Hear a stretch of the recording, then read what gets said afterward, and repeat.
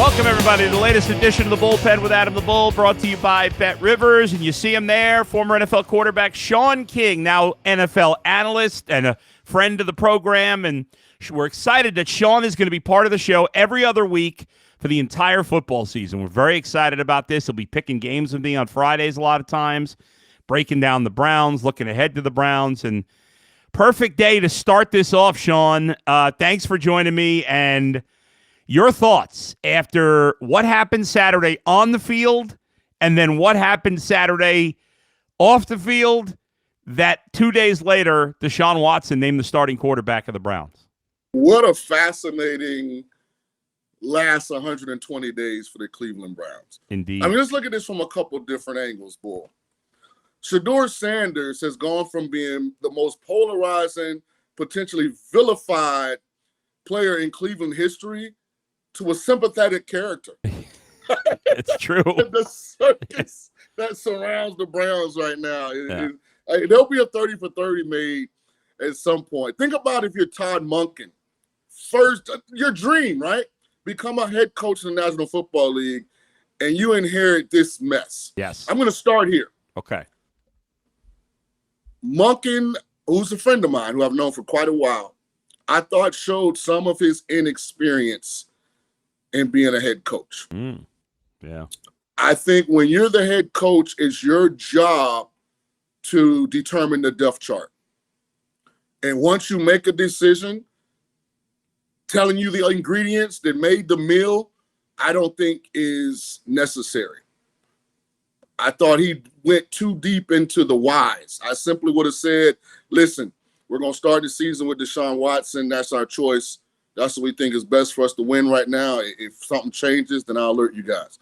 But trying to justify the decision makes people even more skeptical that it was a decision that was forced on you, not one you made on your own.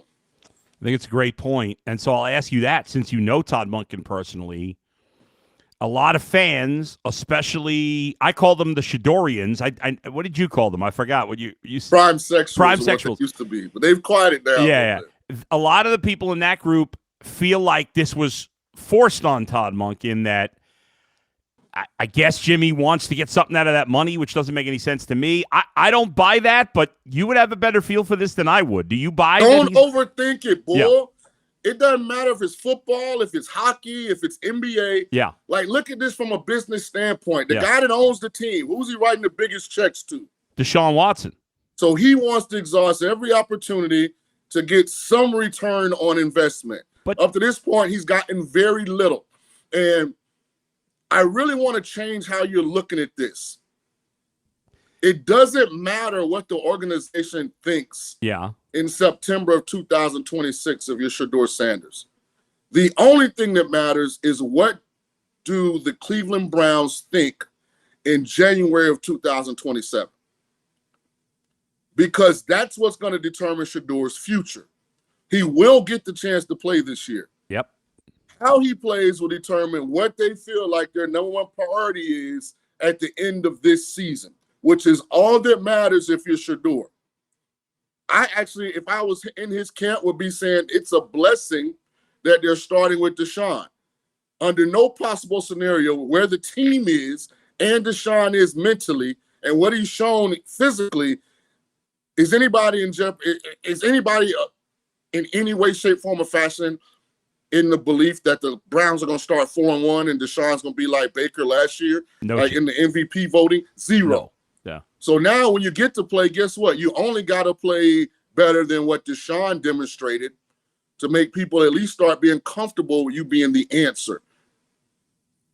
Which, if you're Shedeur, that's what matters. Right. Not who started the season, but do the Browns at the end of this year feel like I'm the quarterback for them? They don't need to get involved in the Archman and Dante Moore, Sam Levitt, all these guys that are going to be in next year's draft sweepstakes. Right. The only thing I'll say about, obviously you're paying Deshaun Watson the most, but because Shedeur is so much more popular, wouldn't that be a positive financially for the Browns if he were to play? That kind of speaks to my other earlier opinion. Yeah. When did Shedeur become popular? He had his stands. Yeah. And his committed followers were loud. Yeah. But he was polarizing.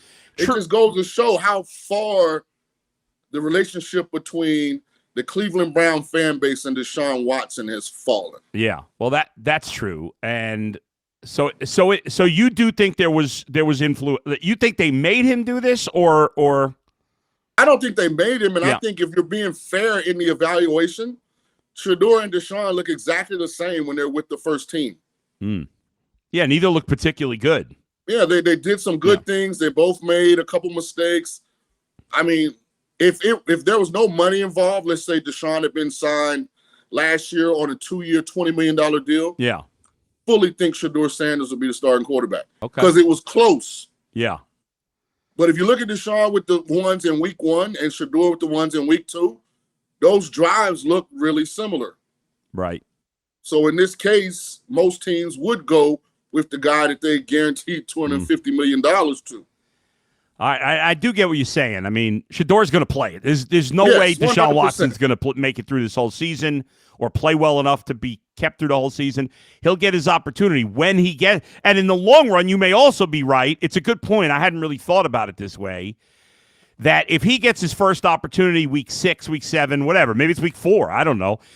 It might be better because because the Browns do have some good young talent, obviously at wide receiver, running back, and tight end. And especially the wide receivers, well, now they get a couple of weeks to get their feet under them.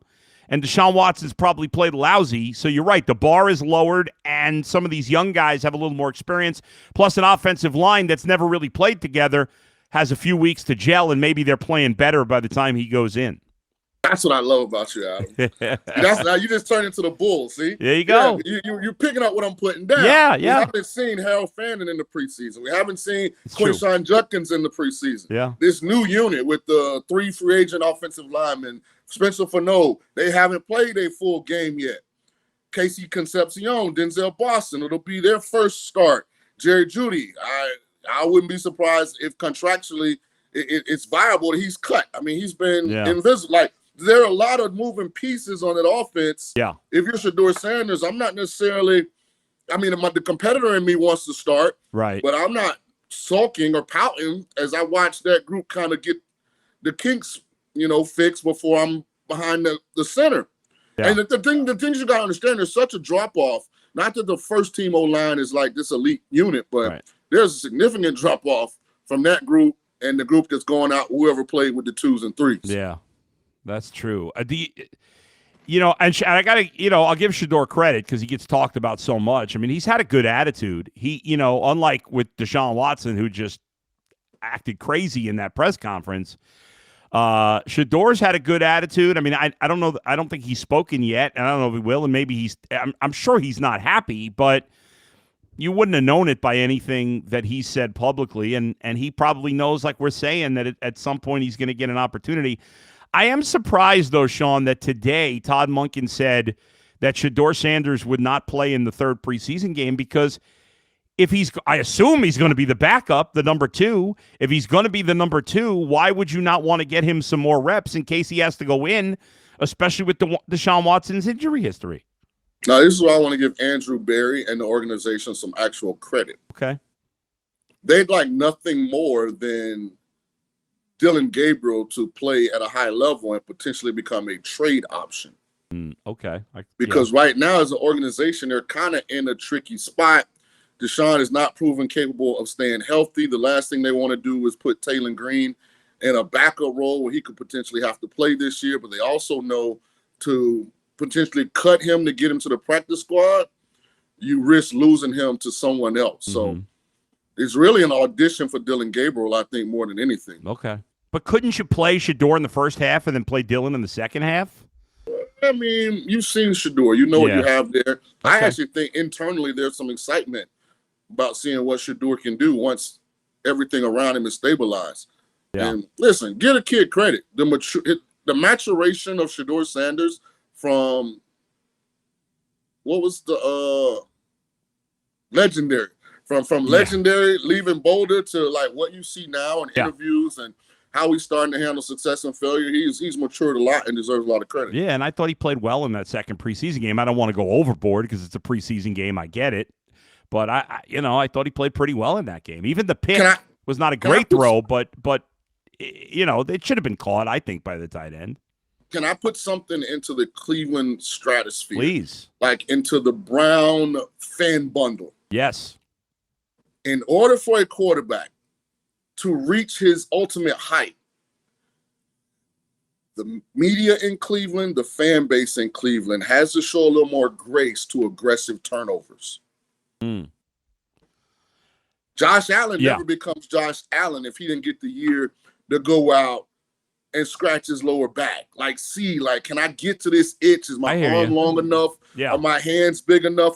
So you got to show a little grace to aggressive turnovers. When a guy's trying to make a great throw, when a guy's trying to aggressively pick up 3rd and 15 instead of just checking it down to safeguard his completion percentage and his touchdown to turnover ratio, like show some grace, because that's what allows the quarterback to actually develop when Shedeur gets his opportunity. I think that's fair. And my comment at the time of the Shedeur interception in this past game was not a great throw, but I think the tight end's got to make the play. I didn't kill him. I think that's right. That's fair, I thought the interception in game 2, I can live with. I thought the interception in game 1 frustrates me. Yeah, that's the bad one. Right, that's the bad one. Definitely. That's much worse than what happened in game 2. Or Deshaun Watson's interception in game 2. I mean, that was, I don't know what the hell that was. And I'll be honest, when I look at Deshaun, the thing that surprises me the most, and it's actually alarming, is there's not a better situation for a quarterback in the entire league to yell YOLO than the one he's in.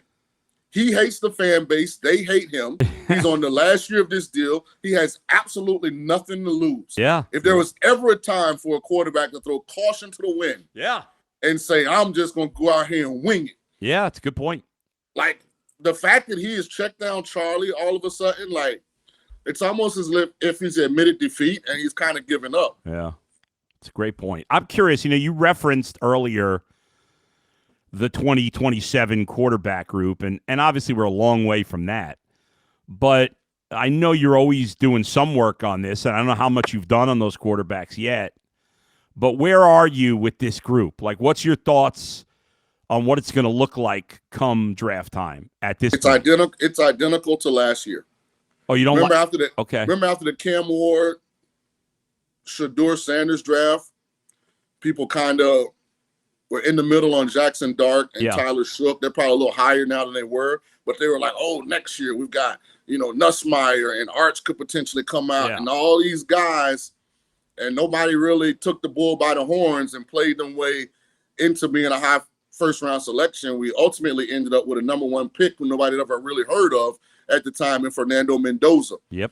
So I think this group is kind of very similar, in that it could be 10 quarterbacks in the first round. It could end up being 2. Like, quite a few guys out there, if they go out and have a big year, it could be a really deep class. Is there anybody you got your eye on right now? Or I think Dante Moore is in the driver's seat. I think he has the least to prove. Okay. I think Arch Manning is the most probable because of everything that goes with Arch. He's shown flashes of brilliance. He has the name, what he would do to your ticket sales and galvanizing your fan base. But right now, the guy who has the least to prove, who if he just is steady from week 1 through the end of the season, has all the measurables, is Dante Moore. Did you like him? If he would have come out last year, would you have liked him more than Mendoza? Let me put it like this. They probably would have went 1-2. Okay. So eye of the beholder? It would have been eye of the beholder with Mendoza. Because Mendoza's a better prospect than people think. I mean, that's a big kid and a big frame. We don't generally see that level of athleticism and that body type. He plays with poise and composure. He can make all the throws. He's an in love with football guy. Like, Mendoza's ceiling is really high.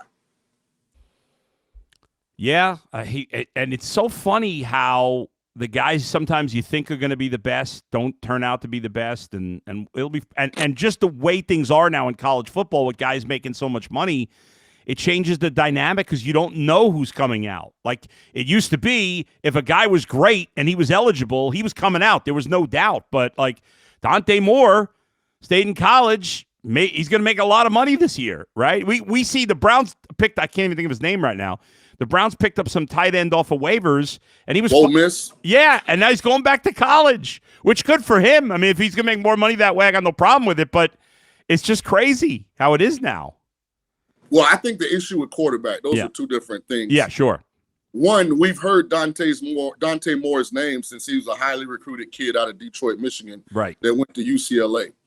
We heard his name again when Chip Kelly didn't have Dante Moore reach out to Troy Aikman and say thank you. And Aikman came out and said, I'm never getting involved in NIL again because, so the thing in today's microwave sports media environment is once a kid shows potential, we elevate him to a level of consistent production that he hasn't reached yet. So we've heard these names for so long, and these guys are still in their growth apparatus as far as development. So eventually the cream rises to the top. By the way, put it like that. By the way, I didn't realize this. Don, I just found this out now. I was looking. I just wanted to see how tall Dante Moore is. So I looked. 6'4". Yeah, he's big dude, bigger than I thought. He was actually born in Cleveland. I didn't know this. And he grew up in Detroit, right? He grew up in Detroit, yes. But he might have lived here for 10 seconds. I have no idea, because he went to high school in Detroit. But he was actually born in Cleveland, Ohio.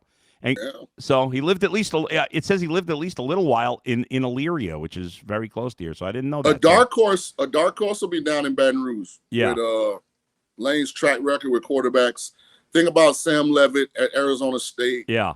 I think there was a semifinals against Texas. Right. And that version of Sam Levitt is really good. So, I mean, there are a couple guys that could pop up. I mean, who knows if Sorensby actually really commits to acknowledging his faults and failures and goes into a real rehab. Yeah. He's going to show up at 6'5", run 4.6, you know what I mean? So it'll be a fascinating process, but I think Shedeur's in a position because here's the value if you're a Cleveland Brown fan, follower, loyalist.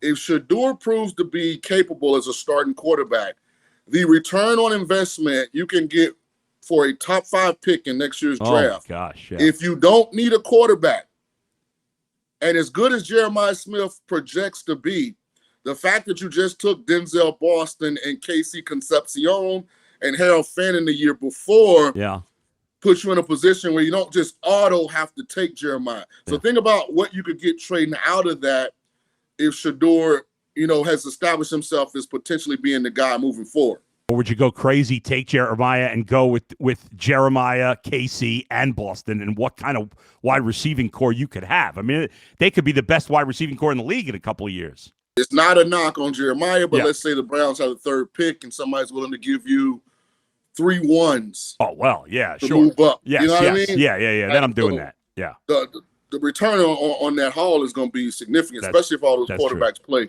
at a high level. And by the way, I know he's not coming out after this year, but now everybody's losing their mind about Chris Henry Jr. Apparently, he's incredible. It's amazing. Ohio State gets all these good. I didn't even mention Julian Sayin. I didn't mention Josh Hoover, who's going to Indiana. If they're able to duplicate, even if they're just in the Big Ten title game and Hoover has a big year, it's a lot of those guys on the peripheral at quarterback. That could end up being first rounders as well. Last thing, Shaun, you mentioned Casey Concepcion in Boston. The Browns have done in the past a terrible job of drafting receivers. They've not used good high draft capital. This time they used 2 top 40 picks on wide receivers. Obviously, they haven't played a regular season game in the NFL yet, so we don't know how good they're going to be. But based on what we've all seen in training camp and preseason, for however much you can read into that, the early returns on these guys couldn't be any higher. Give me your thoughts right now. How you feeling about both of those receivers? You're excited. Yeah. If I'm the Browns and I'm Andrew Berry, I'm on the phone. I got to move Jerry Jeudy. Yeah, I agree. Let's go. Those are valuable reps that I can give to one of the younger guys. At least from the outside looking in, Jeudy is definitely not an energy guy. Yeah, no, you're right. Not saying that he's a locker room cancer, but he's also not a guy I think that's a developmental asset for us when it comes to teaching the younger guys, how to prepare, how to do all the little nuanced things that the really good receivers do. So I'd move Jeudy, and then I go all in with Denzel, Casey, and Fannin, and then Quinshawn, and even Bond has shown some potential. I was high on Isaiah. Remember? Yeah. I was high on him and Matthew Golden coming out of the University of Texas. So right. That's what I would do, and I would play the young guys, and I would live with some mistakes and some turnovers, and I would want to feel really good going into this upcoming offseason about our core group of young talent on offense. I agree with you. All right, Shaun, like I said, is going to be with us every other week here in the bullpen, mostly on Fridays, and we'll break down the games going into the weekend. We'll pick games. It's going to be a lot of fun. Shaun, great to talk to you as always, and next time we speak, we'll be in regular season mode. I can't wait. Hey, let me finish on this, Bull. Ty Monken, stop explaining yourself, man. Just be the head coach. Just tell us all, the media, to shut up, right? Even the president got a publicist. You ain't got to answer every question. All right. Thanks, Shaun. We'll talk to you later. Thanks, everybody, for watching and listening. We'll talk to you next time in the bullpen with Adam the Bull, brought to you by Bet Rivers. See you, everybody.